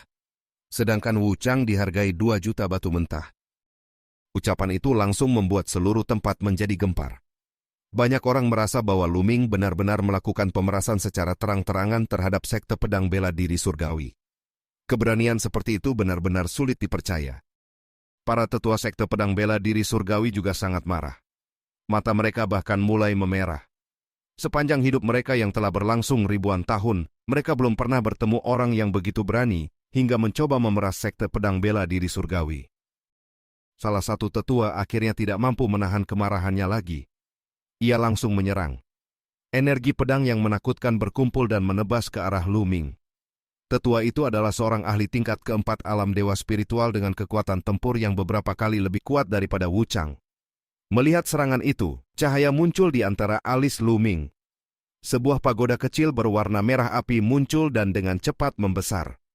Pagoda kecil itu adalah senjata roh yang diperoleh Luming dari alam rahasia kediaman suci. Setelah sekian lama memurnikannya, Luming akhirnya mampu mulai mengendalikan senjata tersebut. Aura senjata itu juga telah sepenuhnya disembunyikan, sehingga orang luar tidak dapat merasakannya. Luming ingin menggunakan kesempatan ini untuk menguji kekuatan pagoda tersebut. Di dunia ini terdapat banyak senjata roh berbentuk menara, sehingga ia tidak terlalu khawatir akan dikenali selama ia menahan auranya. Luming meraih pagoda itu lalu menghantamkannya ke arah energi pedang. Ledakan keras terdengar. Energi pedang itu langsung hancur. Tubuh Luming bahkan tidak bergeser sedikit pun. Namun dalam hati Luming, ia menyadari bahwa penggunaan senjata roh tingkat kaisar menghabiskan energi sejati yang sangat besar. Ia belum mampu mengeluarkan kekuatan sebenarnya dari senjata tersebut. Bagaimanapun juga senjata roh tingkat kaisar adalah sesuatu yang bahkan membuat kaisar bela diri iri. Setelah itu Luming menyimpan kembali pagoda kecil tersebut. Walaupun ia merasa belum puas, orang-orang di sekitar sudah sangat terkejut. Luming bahkan mampu menahan serangan seorang ahli tingkat keempat alam dewa spiritual. Di mata semua orang sekarang, kekuatan Luming benar-benar sulit dipahami. Setiap kali orang mengira ia telah mencapai batas kemampuannya, kekuatan yang ia tunjukkan selalu melampaui perkiraan mereka. Tetua sekte pedang bela diri surgawi yang menyerang sebelumnya kembali berbicara dengan marah. Menurutnya Luming hanyalah mengandalkan harta karun. Ia ingin melihat berapa lama Luming dapat bertahan dengan mengandalkan benda tersebut. Aura tetua itu kembali meningkat. Cahaya pedang menjulang tinggi hingga puluhan ribu meter di langit, dan kekuatan pedangnya menjadi semakin menakutkan. Namun Luming juga tidak tinggal diam. Ia mengeluarkan tombak panjang dan menusukkannya langsung ke salah satu murid sekte pedang bela diri surgawi yang berada di tanah. Tombak itu menancap kuat dan menembus tubuh murid tersebut hingga memakunya ke tanah. Jeritan kesakitan terdengar keras. Dengan tindakan itu Luming menunjukkan bahwa ia benar-benar berani membunuh. Ia menyatakan dengan suara dingin bahwa sekte pedang bela diri surgawi harus menyerahkan batu mentah untuk menebus mereka. Jika tidak, ia akan membunuh semuanya. Bagi Luming ini adalah kesempatan yang sangat baik. Berkultivasi hanya dengan menyerap energi spiritual langit dan bumi terlalu lambat. Saat ini kultivasinya baru berada pada tahap pertengahan tingkat kedua alam dewa spiritual. Jika ia memiliki banyak batu mentah untuk ditelan, kultivasinya dapat meningkat dengan cepat. Ia memang sedang kekurangan sumber daya. Selain itu, dalam waktu setengah bulan lagi, upacara nasional 100.000 tahun akan dimulai. Pada saat itu juga akan diadakan kompetisi yang ditetapkan oleh Kaisar Suci. Tujuan Luming adalah masuk dalam 3 besar. 3 orang teratas akan mendapatkan kesempatan untuk mengajukan satu permintaan kepada Kaisar Suci. Namun untuk mencapai posisi 3 besar tidaklah mudah. Beberapa kesayangan surga seperti Yang Potian dan Tuobashi sebelumnya sudah mencapai puncak tingkat kedua alam dewa spiritual. Setelah waktu berlalu, kemungkinan besar mereka sudah menembus ke tingkat ketiga. Jika kesayangan surga seperti mereka telah mencapai tingkat ketiga alam dewa spiritual, maka akan jauh lebih sulit bagi Luming untuk mengalahkan mereka. Selain itu, di benua tengah dan wilayah selatan juga terdapat beberapa kesayangan surga kuat lainnya. Bersaing untuk mendapatkan posisi 3 besar jelas bukan perkara mudah. Namun jika kultivasi Luming juga berhasil menembus tingkat ketiga alam dewa spiritual, ia memiliki keyakinan penuh. Sementara itu, tindakan Luming yang melukai murid sekte pedang bela diri surgawi benar-benar membuat 3 tetua tersebut murka. Aura mengerikan meledak dari tubuh mereka. Energi pedang melonjak ke langit, dan niat membunuh mereka sedingin musim dingin. 2 tetua lainnya bahkan memiliki aura yang lebih menakutkan. Kekuatan mereka jelas telah melampaui tingkat keempat alam dewa spiritual. Jika para ahli seperti itu menyerang bersama-sama, kekuatan mereka akan sangat mengerikan. Namun tiba-tiba Luming berteriak keras. Ia meminta bendera penegak hukum. Tiesing segera berlari keluar dari aula penegakan hukum sambil membawa sebuah bendera besar. Luming mengambil bendera itu dan menancapkannya ke tanah. Bendera itu memiliki panjang sekitar 10 meter. Di atasnya terdapat gambar pedang dan golok yang tampak sangat tajam seolah-olah merupakan senjata sungguhan. Namun bendera itu terlihat sangat tua dan bahkan dipenuhi debu. Sekilas tampak jelas bahwa benda itu sudah lama tidak digunakan. Akan tetapi ketika bendera itu muncul, aura 3 tetua sekte pedang bela diri surgawi tiba-tiba terhenti. Mereka tidak segera menyerang. Sebaliknya mereka menatap bendera tersebut dengan ekspresi ragu dan waspada. Bab 1109. Kemunculan bendera itu langsung menimbulkan kegemparan di antara kerumunan. Banyak orang mengenali benda tersebut. Itu adalah bendera penegak hukum yang diciptakan oleh Kaisar Suci kuno pada masa lalu ketika tentara penegak hukum pertama kali dibentuk untuk menegakkan hukum di seluruh dunia. Pada masa kejayaan dinasti Suci kuno puluhan ribu tahun yang lalu, kemanapun bendera penegak hukum berkibar, tidak ada seorang pun yang berani menentangnya. Kekuatannya sebagai simbol hukum sangat menakutkan. Namun setelah perang besar 30.000 tahun yang lalu, dinasti Suci kuno mulai melemah. Tentara penegak hukum pun semakin kehilangan pengaruhnya hingga akhirnya hampir tidak berfungsi lagi. Sejak saat itu bendera penegak hukum jarang sekali digunakan. Meski demikian, kemunculannya pada saat ini tetap membuat banyak orang merasakan getaran di dalam hati mereka. Salah satu tetua sekte pedang bela diri surgawi memandang bendera itu dengan dingin, lalu melangkah maju. Setiap langkah yang ia ambil membuat energi pedang memenuhi udara dan membelah ruang di sekitarnya. Aura yang ia pancarkan jelas melampaui tingkat keempat alam dewa spiritual dan bahkan kemungkinan telah melampaui tingkat kelima. Kekuatannya sangat menakutkan. Luming berdiri tegak sambil menancapkan tombak panjangnya di punggung Wu Chang. Ia menyatakan dengan suara keras bahwa bendera penegak hukum telah dikibarkan. Tentara penegak hukum adalah kekuatan yang menegakkan hukum atas nama dinasti Suci kuno, keluarga kerajaan, serta Kaisar Suci. Jika sekte pedang bela diri surgawi berani bertindak di hadapan bendera itu, maka sama saja mereka tidak menghormati keluarga kerajaan dan Kaisar Suci. Ucapan tersebut menyebar seperti badai ke seluruh area. 3 tetua sekte pedang bela diri surgawi langsung menunjukkan ekspresi yang semakin muram. Dengan kata-kata itu Lu Ming secara terang-terangan menuduh mereka memiliki niat memberontak dan ingin menggulingkan keluarga kerajaan serta menggantikan klan Xie. Walaupun sekte pedang bela diri surgawi memang memiliki ambisi besar, mereka tidak mungkin mengakuinya secara terbuka. Terlebih lagi kekuatan mereka saat ini belum cukup untuk benar-benar menggulingkan keluarga kerajaan. Lu Ming kemudian menambahkan bahwa Pangeran ke-8 berada di tempat itu. Jika sekte pedang bela diri surgawi berani melakukan pemberontakan di hadapan Pangeran ke-8, maka itu sama saja dengan meremehkan kekuasaan kerajaan dan keluarga Xie. Setelah mengatakan itu, pandangan Lu Ming langsung beralih kepada Xie Zhen yang berada di udara. Sejak awal Lu Ming sebenarnya sudah menyadari keberadaan Pangeran ke-8 tersebut. Semua orang di sekitar juga ikut memandang ke arah Xie Zhen. Wajah Xie Zhen tampak sangat muram. Di dalam hatinya ia mengutuk Lu Ming berkali-kali karena telah menjadikannya tameng. Namun dalam situasi seperti ini ia tidak memiliki pilihan. Bendera penegak hukum adalah simbol yang diciptakan oleh Kaisar Suci kuno dan mewakili kehormatan keluarga kerajaan. Lu Ming sebagai anggota tentara penegak hukum menjalankan hukum atas nama Kaisar Suci. Jika sekte pedang bela diri surgawi benar-benar membunuh Lu Ming di depan umum, maka itu sama saja dengan menampar wajah keluarga kerajaan. Bahkan bisa dianggap sebagai tindakan pemberontakan. Selain itu hubungan antara para pangeran dalam keluarga kerajaan juga tidak harmonis. Mereka saling bersaing secara terbuka maupun diam-diam. Jika hari ini ia membiarkan keluarga kerajaan dipermalukan, para pangeran lainnya pasti akan menggunakan kesempatan itu untuk menyerangnya.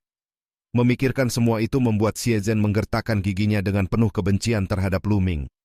Lu Ming kemudian kembali menanyakan apakah ucapannya salah. Akhirnya Xie Zhen menggertakkan giginya lalu turun dari langit. Ia berdiri di samping Lu Ming dan menghadapi 3 tetua sekte pedang bela diri surgawi. Dengan perasaan yang sangat terpaksa, ia menyatakan bahwa Lu Ming benar. Ia menegaskan bahwa murid sekte pedang bela diri surgawi memang telah melakukan kejahatan terlebih dahulu. Tentara penegak hukum hanya menegakkan hukum secara adil demi menjaga kehormatan keluarga kerajaan. Setelah mengatakan itu, perasaan di dalam hati Xie Zhen terasa lebih menyakitkan daripada menelan bangkai tikus. Tujuan awalnya memindahkan Lu Ming ke tentara penegak hukum adalah agar Lu Ming menyinggung kekuatan besar dan akhirnya dibunuh oleh para ahli dari kekuatan tersebut. Namun kenyataan yang terjadi justru sepenuhnya berbeda. Lu Ming tidak hanya tidak mati, tetapi bahkan membuatnya sendiri terpaksa turun tangan melindunginya. Hal itu membuat Xie Zhen merasa sangat terhina dan marah hingga hampir menggertakkan giginya sampai patah. Lu Ming kemudian menyatakan bahwa Pangeran ke-8 benar-benar layak disebut sebagai bakat luar biasa dari keluarga kerajaan. Ia bahkan menantang 3 tetua sekte pedang bela diri surgawi. Menurutnya jika mereka ingin membunuhnya, maka mereka harus terlebih dahulu melewati mayat Pangeran ke-8. Ucapan itu hampir membuat Xie Zhen memuntahkan darah karena marah. Namun dalam situasi seperti ini, ia tidak bisa mundur. Ia hanya dapat berdiri tegak sambil menatap 3 tetua sekte pedang bela diri surgawi dengan dingin. Di mata orang-orang di sekitarnya, tindakan Xie Zhen tampak seperti keberanian yang luar biasa. Tidak ada yang tahu bahwa sebenarnya ia dipaksa oleh keadaan dan kemarahannya terhadap Lu Ming. 3 tetua sekte pedang bela diri surgawi tampak semakin muram. Pangeran ke-8 jelas bukan orang yang bisa mereka bunuh begitu saja. Ia adalah putra Kaisar Suci yang sedang berkuasa. Jika mereka benar-benar membunuhnya di kota suci di hadapan begitu banyak orang, maka keluarga kerajaan pasti akan melakukan pembalasan besar-besaran. Bahkan mereka mungkin tidak akan dapat meninggalkan kota suci hidup-hidup. Di antara kerumunan juga terdapat banyak prajurit tentara penegak hukum dari berbagai aula lain yang datang untuk menyaksikan kejadian tersebut. Melihat semua itu membuat darah mereka mendidih. Selama bertahun-tahun tentara penegak hukum selalu dipandang rendah oleh kekuatan besar lainnya. Mereka hidup dalam tekanan dan penghinaan. Ketika para murid dari kekuatan besar melakukan kejahatan, mereka bahkan harus memberikan batu mentah atau harta kepada pihak tersebut hanya agar mereka bersedia mengakui kesalahan. Namun hari ini situasinya benar-benar berbeda. Seorang pria bertubuh kekar tiba-tiba melompat ke udara sambil berteriak keras bahwa tentara penegak hukum menegakkan hukum atas nama Kaisar Suci. Di tangannya muncul sebuah bendera penegak hukum yang kemudian ditancapkan di samping bendera milik Lu Ming, Ia berdiri di sisi Luming. Tidak lama kemudian sekelompok prajurit lain juga berteriak sambil berlari keluar. Mereka berasal dari aula penegakan hukum lain dan berjumlah lebih dari 100 orang. Mereka berdiri di belakang pria bertubuh kekar tersebut. Seorang prajurit lain tertawa keras sambil datang membawa bendera penegak hukum lainnya. Bendera itu juga ditancapkan di tanah. Setelah itu semakin banyak prajurit tentara penegak hukum bermunculan. Mereka datang dari berbagai arah kota suci sambil membawa bendera penegak hukum masing-masing. Satu demi satu bendera ditancapkan di tanah. Akhirnya terdapat 9 bendera penegak hukum yang berdiri berjajar dan berkibar tertiup angin. Semua aula penegakan hukum di kota suci telah datang. Mereka memilih berdiri bersama Luming dan menghadapi sekte pedang bela diri surgawi. Hampir 1000 orang berdiri di belakang Luming dan Xie Zhen. Tatapan mereka penuh amarah saat memandang 3 tetua sekte pedang bela diri surgawi di udara. Biasanya mereka selalu menelan penghinaan. Namun hari ini mereka memutuskan untuk mempertaruhkan segalanya. Kerumunan di sekitar tempat itu memandang pemandangan tersebut dengan sangat terkejut. Sudah bertahun-tahun lamanya 9 bendera penegak hukum tidak pernah dikibarkan bersama. Namun hari ini semua itu terjadi karena Luming. Sekarang semua orang ingin melihat bagaimana sekte pedang bela diri surgawi akan menghadapi situasi ini. Di dalam hati Xie Zhen sendiri hanya ada satu kata yang terus berputar, yaitu kesal. Namun dalam keadaan seperti ini ia tidak memiliki pilihan selain bertahan. Sementara itu 3 tetua sekte pedang bela diri surgawi berdiri di udara dengan wajah muram. Mereka sama sekali tidak menyangka bahwa situasi akan berkembang hingga sejauh ini. Kini mereka berada dalam posisi yang sangat sulit. Bab 1110. Situasi di langit menjadi sangat canggung.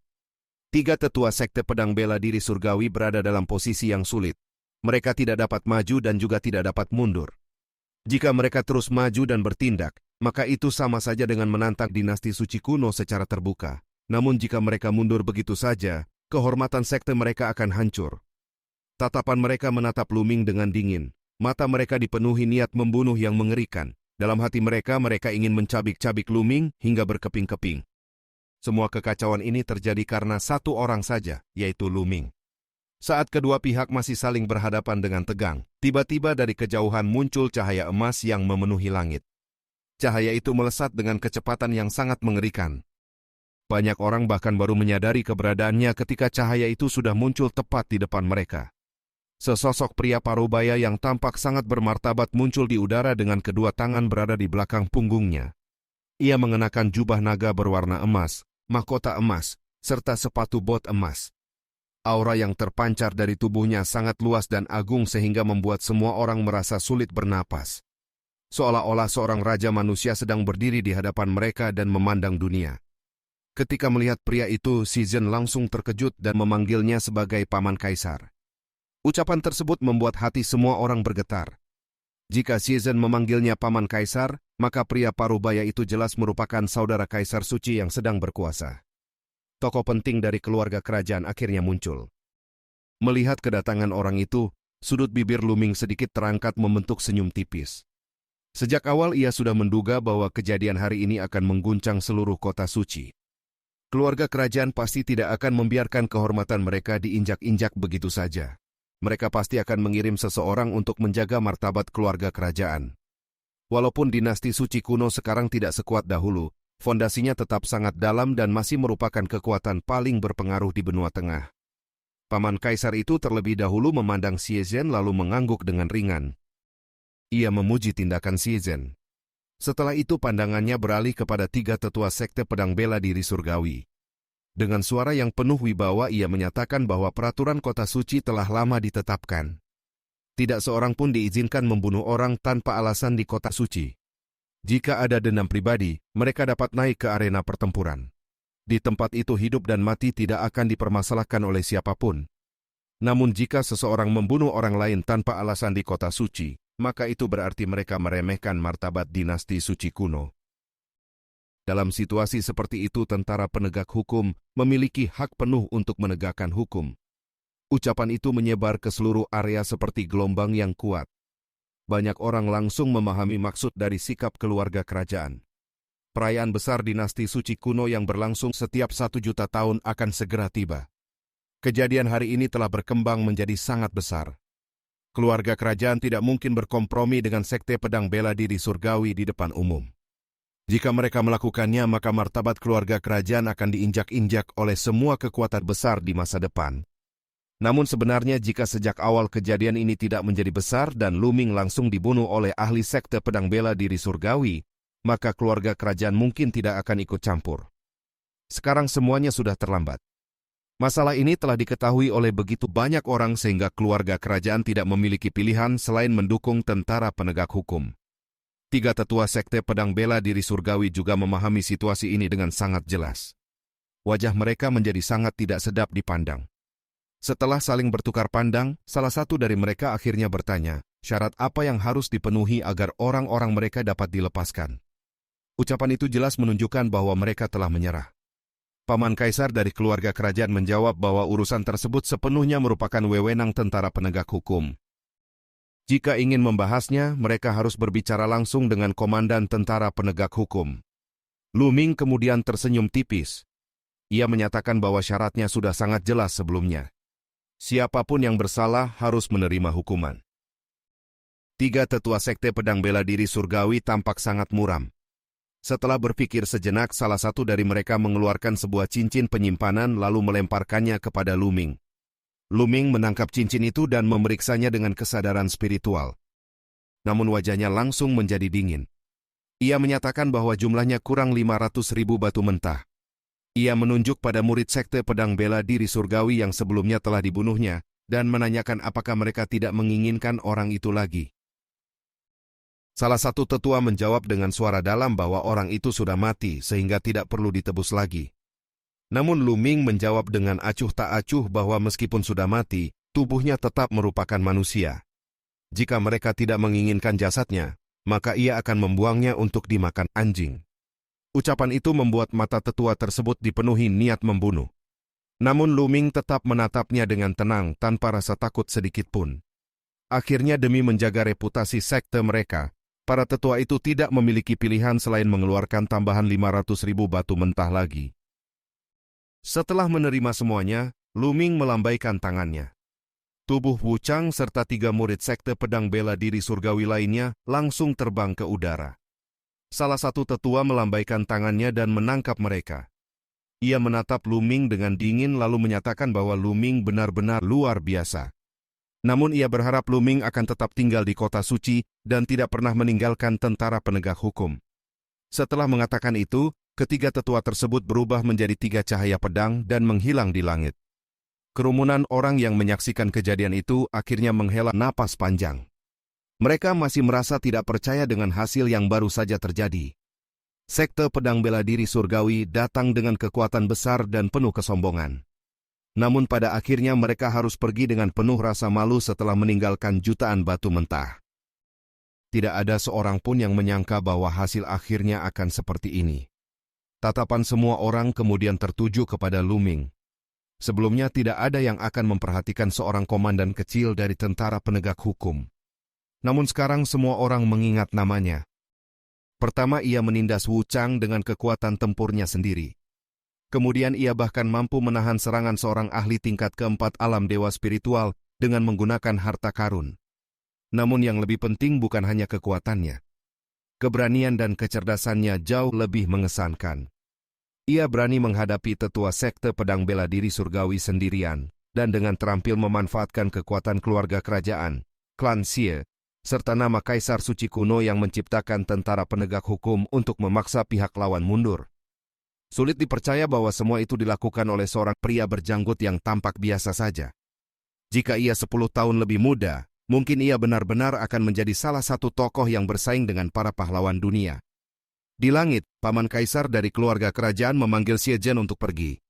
Sebelum pergi, ia memandang Lu Ming dan menanyakan namanya. Lu Ming menjawab dengan tenang bahwa namanya adalah Ming Lu. Paman Kaisar itu memuji beberapa kali lalu melambaikan tangannya dan pergi. Namun ketika melihat kepergian pria itu, Lu Ming justru merasakan niat jahat. Meskipun Paman Kaisar itu memuji dirinya, Lu Ming tidak merasakan sedikit pun niat baik. Setelah berpikir sejenak, senyum dingin muncul di wajahnya. Ia sudah dapat menebak alasan mengapa pria itu memiliki niat buruk terhadapnya. Saat ini dinasti suci kuno sedang berusaha membangun aliansi dengan beberapa kekuatan besar untuk memperkuat posisi mereka. Tindakan Lu-Ming hari ini memang melindungi martabat keluarga kerajaan. Namun di sisi lain ia juga telah menyinggung sekte pedang bela diri surgawi dan secara tidak langsung memaksa keluarga kerajaan untuk memusuhi sekte tersebut. Hal itu tentu tidak disukai oleh pihak keluarga kerajaan yang ingin menjalin hubungan baik dengan kekuatan besar. Namun Lu-Ming tidak terlalu peduli. Sejak awal ia bergabung dengan pengawal naga kekaisaran dan kemudian masuk ke tentara penegak hukum hanya untuk menggunakan identitas tersebut guna menyelidiki keberadaan Xian Yanqing. Selama ia belum menemukan Xian Yanqing, ia akan tetap bertahan. Namun begitu ia menemukannya, ia dapat pergi kapan saja tanpa meninggalkan jejak. Saat itu siapapun tidak akan mampu menemukannya. Di sisi lain, para prajurit tentara penegak hukum tampak sangat bersemangat. Mereka bahkan gemetar karena kegembiraan. Selama ini mereka selalu hidup dalam tekanan dan penghinaan. Namun hari ini mereka akhirnya dapat mengangkat kepala dengan bangga. Bahkan kekuatan besar seperti sekte pedang bela diri surgawi pun terpaksa mengakui kekalahan di hadapan tentara penegak hukum, membayar sejumlah besar batu mentah, lalu pergi dengan penuh rasa malu. Perasaan puas yang muncul setelah lama ditekan terasa jauh lebih menyenangkan daripada apapun. Tie Xing bahkan berteriak penuh kegembiraan.